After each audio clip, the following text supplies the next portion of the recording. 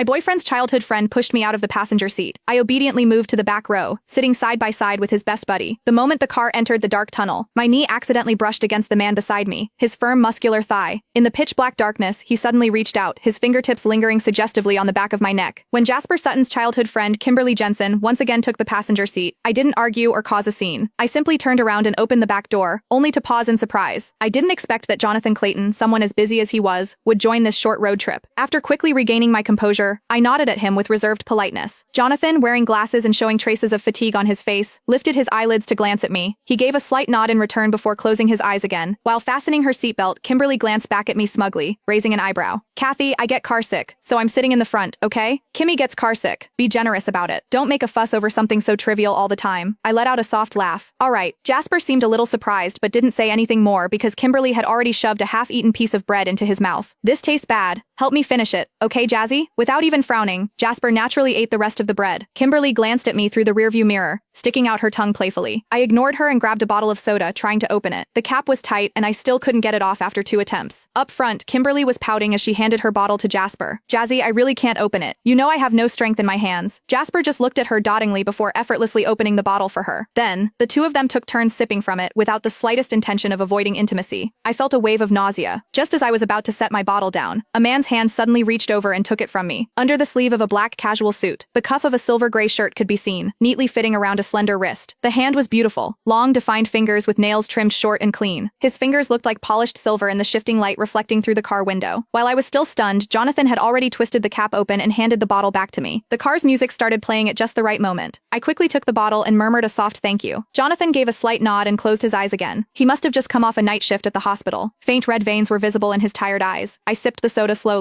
The car had merged smoothly onto the main road. Kimberly's birthday was coming up, so Jasper organized this short road trip to celebrate. About 7 to 8 of us were in 3 cars, heading to a hot spring resort 100 miles away. Not long after we started driving, Kimberly practically glued herself to Jasper's side. The music was loud, making it hard to hear what they were saying, but they were clearly enjoying themselves. Lately, Jasper and I have had several unpleasant arguments because of his inappropriate closeness with Kimberly. He promised to be more mindful next time. But whenever he saw Kimberly again, that promise vanished into thin air. Suddenly, everything felt meaningless to me. I lowered my head, chuckled to myself, then turned to look out the window. The mountain roads twisted and turned,